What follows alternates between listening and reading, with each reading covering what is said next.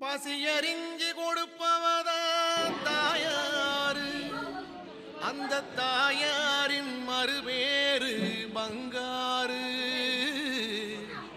அவ தொண்டு உள்ளம் சொல்லுகிறேன் நீ கேளு தம்பி.